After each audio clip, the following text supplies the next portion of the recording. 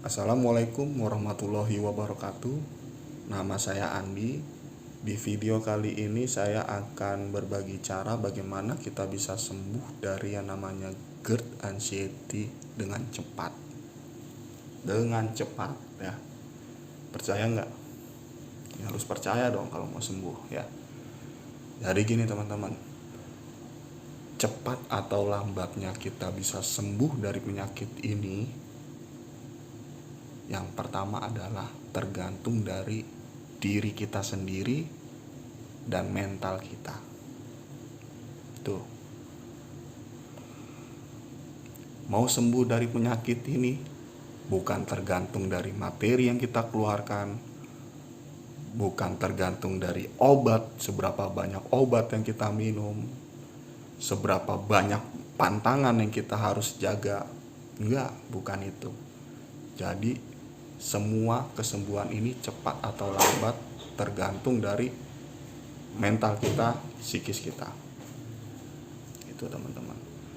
Nah, terus juga teman-teman penderita ini banyak yang salah kaprah ya. Salah kaprahnya gini teman-teman. Teman-teman di sini tuh banyak yang terlalu fokus menyembuhkan lambungnya. Ya, teman-teman terlalu fokus menyembuhkan lambung, tapi pikirannya nggak diobatin. Ya, teman-teman mantang makanan, teman-teman minum obat herbal, teman-teman minum obat dokter, ya, demi tujuannya agar lambung kita ini sembuh. Ya, itu salah teman-teman. Ya, jadi yang harus kita obati apanya? Pikiran kita, anxiety kita. Jadi asam lambung kita yang berlebih ini disebabkan dari pikiran kita, anxiety kita. Udah jelas, GERD anxiety.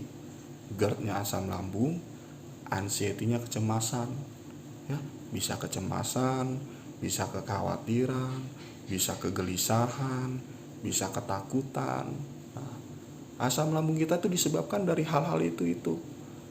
Hal tersebut yang mengundang asam lambung kita berlebih. Sebenarnya lambung itu kan sebagai korban, ya. Lambung itu sebagai korban. Contohnya ini teman-teman. Ya. Anggap ini nih, botol ini adalah lambung, ya.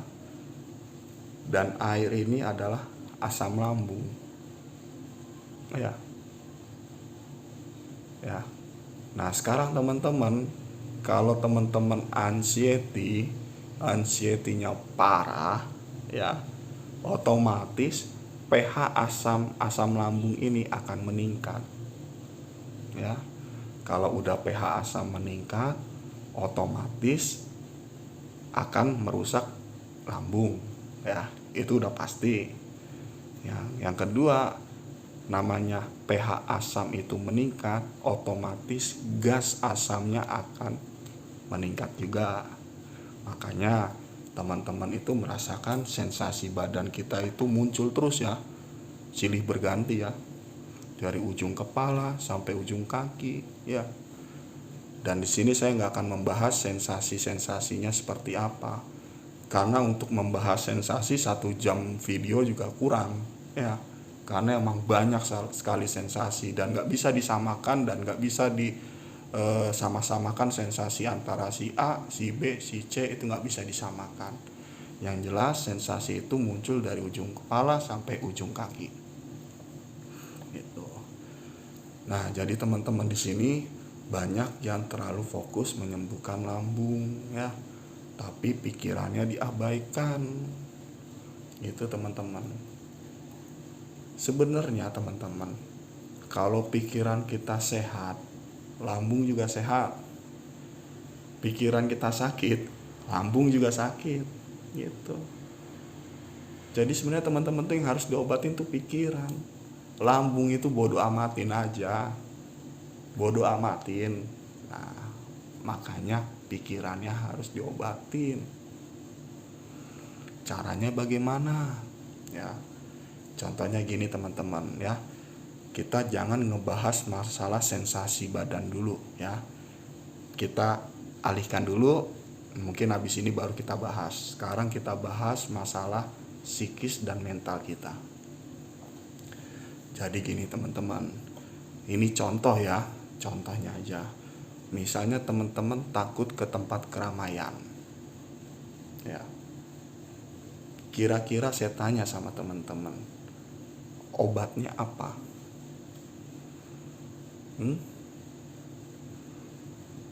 Ya, jadi obatnya agar teman-teman berani ke tempat keramaian adalah teman-teman harus latih dan terus sering selalu ke tempat keramaian. Ya. Teman-teman latih. Ya. Walaupun berat rasanya kayak mau pingsan, rasanya keringet dingin, rasanya gemeter, nggak masalah, dilatih, terus dilatih. Ya, terus misalnya teman-teman takut naik sepeda motor, ya, misalnya caranya gimana, obatnya apa biar teman-teman itu berani bisa naik motor. Ya teman-teman harus naik motor lagi, pelan-pelan, ya, pelan-pelan dilatih. Hari ini latih 100 meter, 200 meter, besok latih lagi.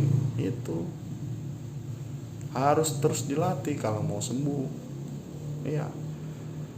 Terus contohnya, misalnya teman-teman takut sama hujan, ya. Kalau teman-teman takut sama hujan, ya teman-teman harus hujan-hujanan. Iya, harus hujan-hujanan, harus ditantang. Ya. Semua ketakutan itu harus kita tantang dan kita lawan. Gak ada namanya bahasa kompromi, ya.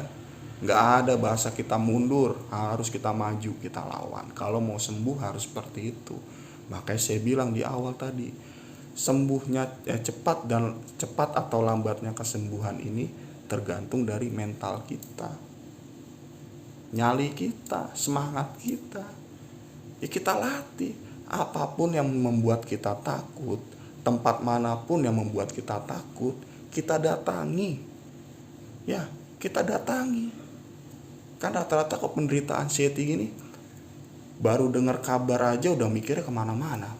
Contoh, bro, besok ada yang nikahan nih, temen lu nih, minggu depan acara nikahannya, ya baru dikasih nih surat undangannya, sama dikasih infonya nikahnya minggu depan. Tapi teman-teman takutnya udah hari itu udah takut, udah mikir yang kemana-mana.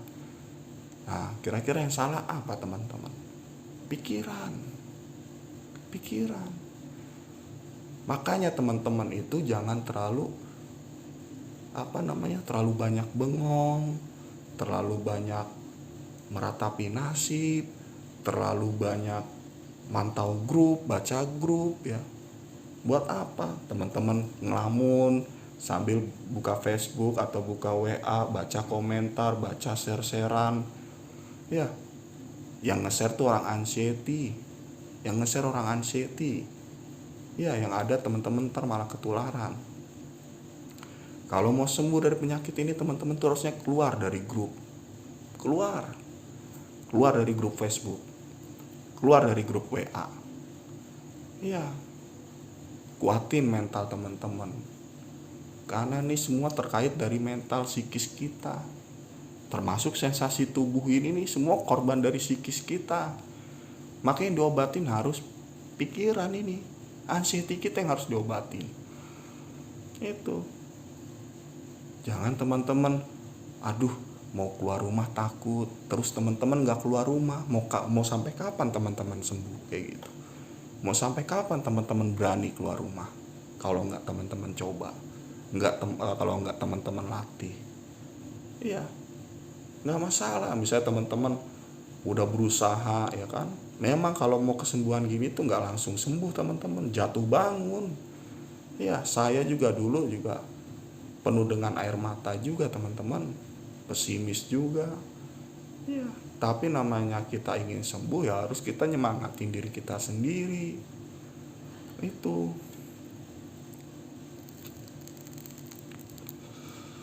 Jadi yang jelas teman-teman, pikiran kita yang harus kita obati. Terus juga teman-teman, banyak yang gini teman-teman, Teman-teman contoh nih kalau dari sensasinya ya teman-teman ya. Waduh, ini kok jantung saya berdebar ya. Jantung saya berdebar. Kenapa ini? Teman-teman tuh malah cuma kerjanya mikir.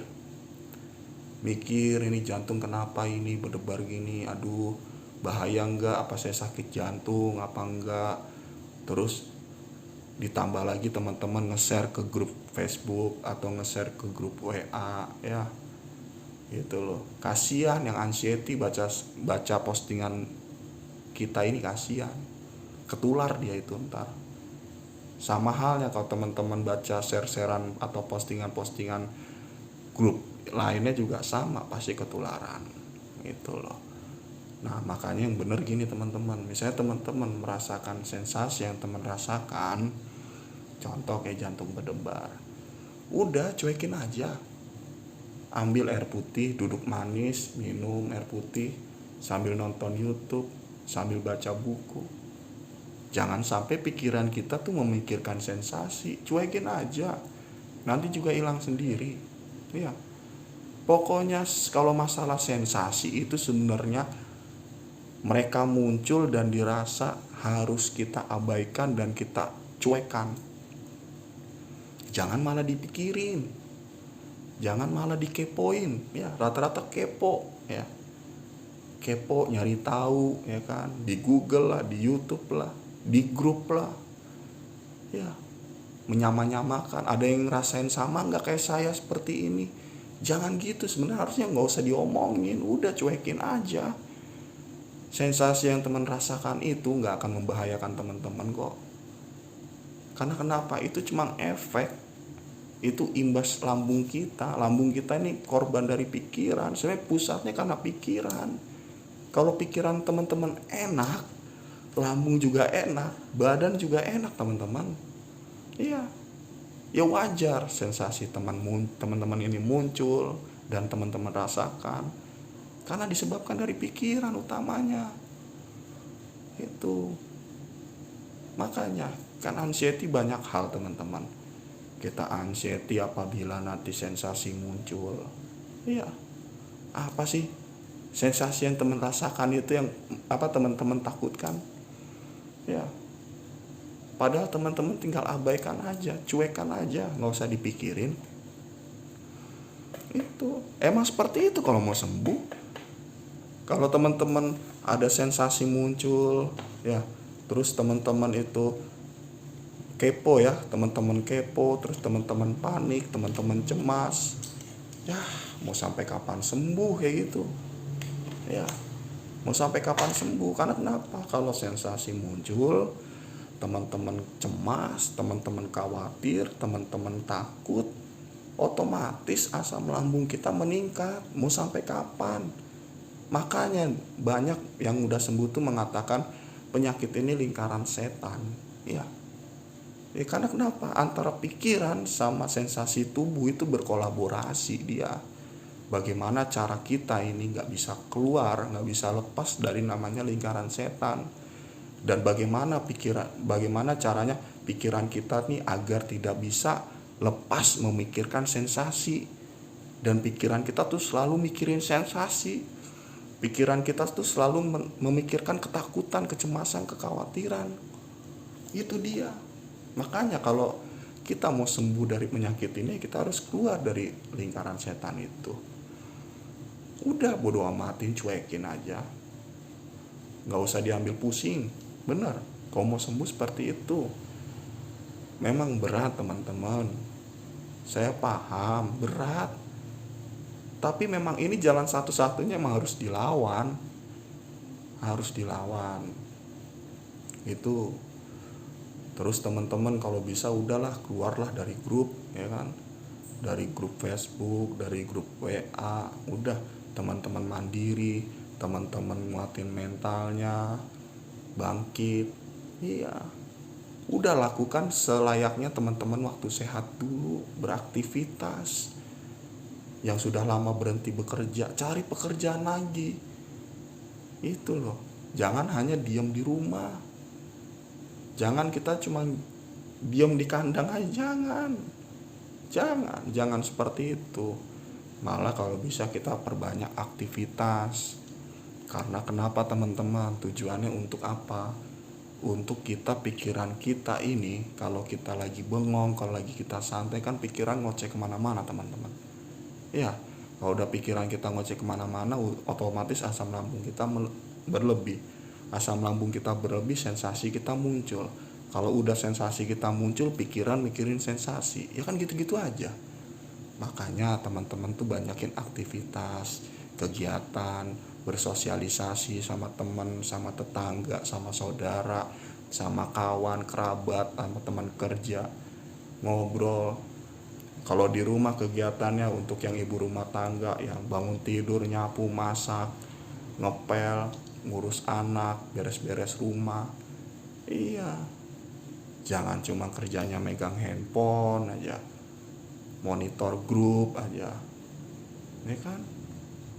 Terus cuma bisanya ngeluh, pikiran-pikiran kita cuma ngeluhin sensasi aja. Jangan gitu, jangan gitu teman-teman.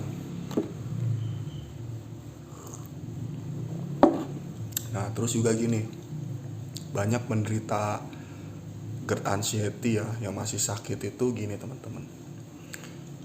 Misalnya ada yang nge-share, ada yang posting, saya sembuh dari sakit GERD anxiety, alhamdulillah gitu. Langsung itu dijapri, di inbox, ya konsul, sharing, ya kan, ngobrol panjang lebar ngalor ngidul, ya. Tapi ujung-ujungnya apa teman-teman? Teman-teman tuh cuma ngobrol teorinya aja, prakteknya nggak dipraktekin, ya. Nanya ke A, sharing ke A, sharing ke B, sharing ke C, sharing ke D, mau sampai apa, sampai Z, ya kan? Yang bener tuh gini teman-teman, udah teman-teman meyakini mana. Kalau teman-teman yakin ternyata pikiran kita yang harus kita obati, udah langsung praktekkan. Jangan terlalu banyak teori, ya. Sembuhnya penyakit ini nggak butuh teori, kita butuhnya praktek, ya. Kita butuhnya praktek. Mau sampai kapan kita sakit ini? Itu aja. Semakin teman-teman terlalu banyak teori, semakin lama teman-teman sembuh. Tapi kalau teman-teman langsung praktekkan, teman-teman latih, teman-teman lawan, akan cepat sembuh. Akan cepat sembuh. Semakin teman-teman gak mau ngebahas penyakit ini, semakin teman-teman mau melupakan penyakit ini, semakin cepat sembuh.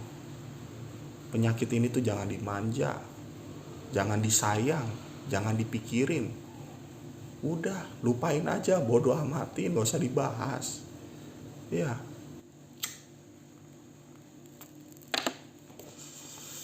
Nah, terus gini teman-teman, banyak yang penderita anxiety itu banyak yang susah fokus, ya, susah konsentrasi, pikiran yang ngomong, pikiran yang ngoceh, ya kan.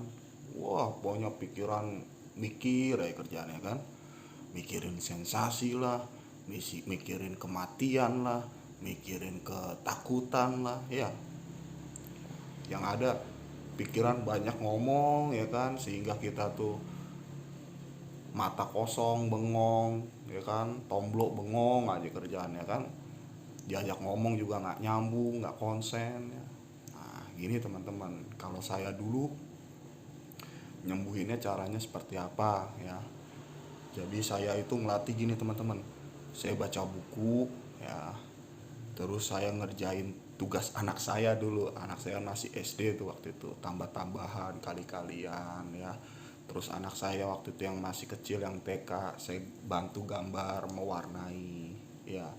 Terus juga saya latih, saya nonton film di YouTube, saya nonton action, film perang atau apa. Terus saya juga dengarkan musik, ya kan. Karena kenapa teman-teman? Pikiran kita kusut, pikiran kita nggak fokus, nggak konsentrasi, hati kita juga mati rasa, ya kan. Teman-teman pikiran kusut nggak? Pikiran nggak konsen, nggak fokus, nggak. Terus hati teman-teman itu kayak hampa nggak? Kayak nggak ada gairah hidup, ya kan. Nah, emang kayak gitu. Makanya harus dilatih. Jangan cuma kerjanya mikirin gejala sensasi aja, jangan. Dilatih, praktekkan, dilawan ya. Soalnya kenapa? Harus semakin kita lawan, kita praktekkan, kita akan terbiasa dan lama-lama itu akan pudar. Karena terbiasa. Dan gini teman-teman.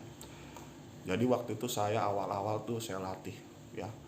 Saya nonton film perang misalnya gitu. Dulu saya itu mata saya nonton ke TV ya, badan saya menghadap ke TV, tapi pikiran saya kemana-mana ya, nggak bisa ngikutin alur cerita film itu. Terus baca buku itu aja kadang-kadang lupa udah nyampe baris mana gitu loh.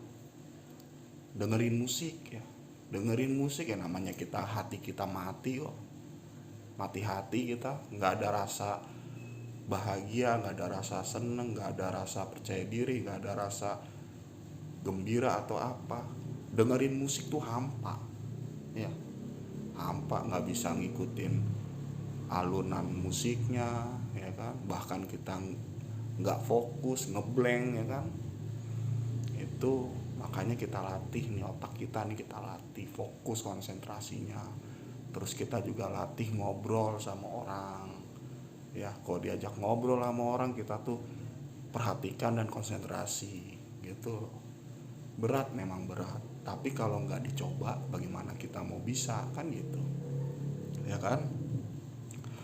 Terus gini teman-teman, jadi kan di sini pasti teman-teman ini merasakan yang tadi saya sebutkan ya, nggak percaya diri, dunia ini kayak dunia berbeda ya kan, kayak dimensi lain, hampa hati, nggak ada gembiranya, nggak ada senengnya, nggak ada percaya dirinya, nggak ada happy, nggak ada indah-indahnya deh ya kan ya. Nah inilah penyakit itu emang seperti ini. Nah itu makanya banyak yang nanya ke saya, Mas, tanda-tanda kesembuhan atau tanda-tanda sembuh dari penyakit ini tuh apa ya kan? Ya saya jawab, tanda-tanda kesembuhan dari penyakit ini, rasa yang tadi saya sebutkan tadi itu semuanya muncul. Percaya diri lagi, pikiran kita fokus, konsentrasi, gembira ya, kita berada di tempat di keliling kita yang gembira, kita ikut gembira, kita senang ya, kita happy. Pokoknya yang enak-enak, yang indah-indah, yang enjoy-enjoy kita merasakan semua ya. Nah terus kesembuhan ini ditandai dari kita nggak ngerasain sensasi, bukan. Sensasi kita tetap ngerasain. Karena kenapa? Orang sehat yang tidak sakit ini juga ngerasain sensasi, tapi mereka nggak dipikirkan, mereka nggak anxiety. Itu loh. Ya namanya kita makhluk hidup ya kan, pasti mengalami sakit. Nah itu loh. Nggak mungkin kan kita kan seumur hidup kita nggak sakit, pasti kan nanti kita ngerasain sakit, ngerasain sensasi, entah demam, entah pusing, entah ngilu, entah segala macam, diare, entah kembung ya kan. Tuh sensasi-sensasi selama kita hidup ya akan merasakan seperti itu. Nah terus gini juga teman-teman, ada yang nanya ke saya gini, saya kok sekarang susah tidur ya kan, mau tidur nggak tenang segala macam. Nah sekarang saya tanya kembali lagi, teman-teman pas pada saat mau tidur itu pikiran tenang nggak gitu loh. Kalau pikiran teman-teman ini mikir kemana-mana, pikiran ngoceh kemana-mana, ya kira-kira bisa tidur nggak? Ya enggak. Ya caranya gimana? Ya teman-teman los aja, maksudnya udah sebagaimana caranya teman-teman deh, biar pikiran teman-teman itu nggak kemana-mana pikirannya. Entah teman-teman kalau tidur sambil dengerin lagu-lagu klasik atau apa, ya nggak masalah selama teman-teman merasa tenang, nyaman. Ntar bisa lama-lama bisa ketiduran gitu loh. Ya wajar kalau teman-teman nggak bisa tidur, kalau teman-teman masih anxiety. Nah itu. Nah terus gini teman-teman, banyak juga yang nanya, Mas, saya anxiety-nya udah nggak terlalu, bahkan kok bisa dibilang hilang saya sensasinya ya kan, anxiety-nya, tapi kok sensasinya saya masih rasain ya mas ya gitu. Sekarang gini, ya itu yang saya bilang tadi itu, ya sebenarnya kalau kita sembuh dari penyakit ini, sebenarnya kita tuh sembuh dari anxiety, kita dikatakan kita ini sembuh ya. Namanya sensasi, namanya kita orang hidup ya, manusia hidup pasti akan ada sensasi ya, pasti itu. Nggak mungkin kita selama kita hidup tuh nggak punya rasa sensasi, gejala tubuh itu nggak mungkin. Nah tinggal kembali lagi kita mikirin nggak gitu. Selama kita masih mikirin sensasi itu namanya belum sembuh ya. Tapi kalau kita udah anxiety kita udah nggak ada, terus sensasi tubuh kalau muncul kita juga biasa aja ya kan, terus rasa-rasa yang tadi saya sebutkan udah timbul, udah sembuh. Udah, sekarang gini, teman-teman mau sampai kapan ya, yang udah berkeluarga ya, apalagi yang laki-laki, kasihan anak istri itu loh. Ayolah semangat, jangan terlena sama penyakit ini. Yang perempuan, yang masih gadis atau yang udah berkeluarga, ayolah, mau sampai kapan? Malu kita sama teman-teman yang bener-bener sakit beneran ya. Contoh maaf, yang kayak tunarungu ya. Tunarungu itu dari lahir dia tuh maaf nggak bisa ngedenger, nggak bisa ngomong, tapi dia bisa bahagia, bisa ikhlas, bisa menerima keadaan. Yang dari lahir maaf buta matanya, dia ikhlas, bisa bahagia. Lah kita, teman-teman ini kan sebenarnya nggak sakit ya, cuma menganggap diri kita tuh sakit gitu loh, menganggap diri kita itu sakit padahal teman-teman itu sehat.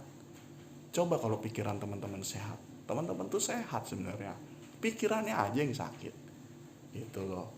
Makanya teman-teman, dari awal tadi video saya jelaskan sampai terakhir ini coba direnungkan, pikiran teman-teman seperti apa sekarang ya, hati teman-teman apa yang dirasakan sekarang. Jadi nanti teman-teman bisa menilai apa sih yang harus diobati, lambungkah atau pikirannya ya. Kalau pikirannya silakan tinggal dipraktekkan, modalnya nekat dan semangat itu. Tapi kalau mikirnya lambung yang harus diobati, ya silakan, setiap orang punya persepsi masing-masing. Tapi kalau menurut saya pribadi, kalau kita ngobatin lambung ya kita sama juga kayak orang sakit mah gitu loh. Kan kita bukan sakit mah ya kan, kita ini kan sakit anxiety ya. Lambung itu cuma korban dari keanxietyan kita ya. Ya sudah, sementara cukup. Wabillahi taufik wal hidayah. Wassalamualaikum warahmatullahi wabarakatuh.